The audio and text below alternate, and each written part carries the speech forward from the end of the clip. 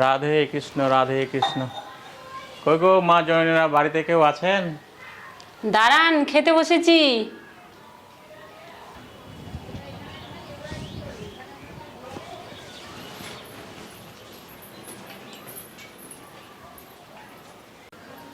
ও, দুপুরবেলায় এসেছেন? হ্যাঁ, কিছু গোবিন্দের নামে কিছু ভিক্ষা দেন। তো এত রোদ্রে দুপুরবেলায় এসেছেন, তো একটু জলপান করেন, আসেন। না না থাক, ঠিক আছে। আসেন আসেন, ভিতরে আসেন। না ঠিক আছে, এখানেই বসি। আসেন, আপনি ভিতরে আসেন, অসুবিধা নেই, আসেন।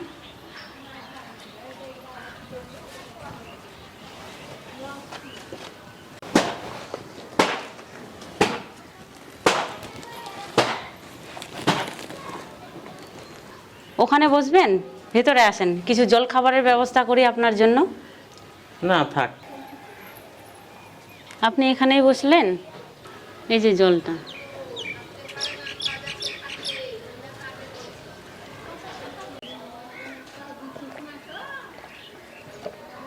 আপনি দরজায় না বসে থেকে ভেতরে আসেন, ভেতরে আসলে ভালো হতো। খুব তেষ্টা পেয়েছিল মা।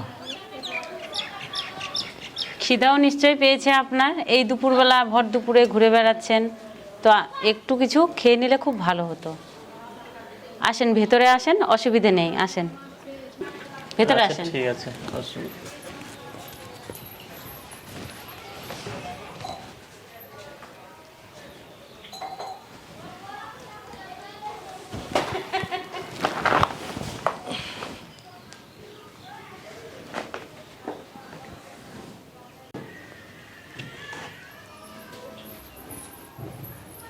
এই যে ভাত খেয়ে নেন।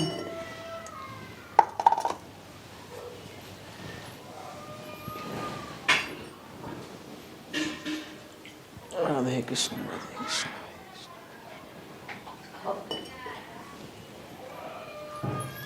ভালোভাবে খাও তোমরা।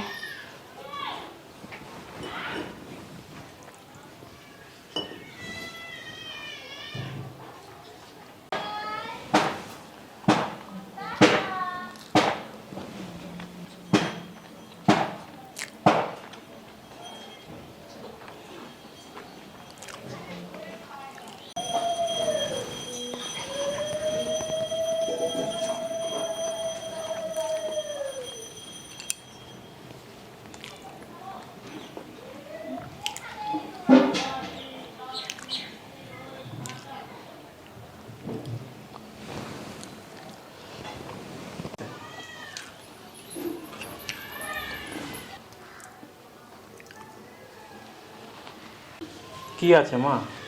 মাছের ঝোল, মাছ। না মাছ খাই না আমি, আমি নিরামিষ। ঠিক আছে, তাহলে তুলে নিচ্ছি।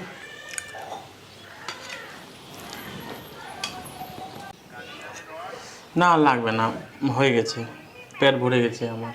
নেবেন না? না লাগবে না।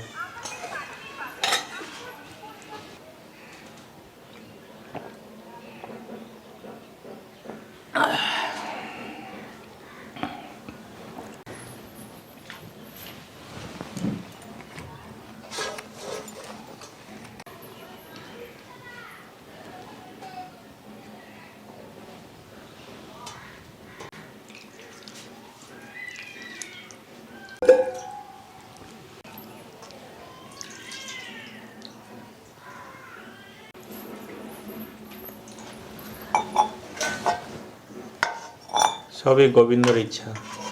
কেন? পেট ভরে খেলাম, ও খিদে পেয়েছিল। ও আচ্ছা, তাই।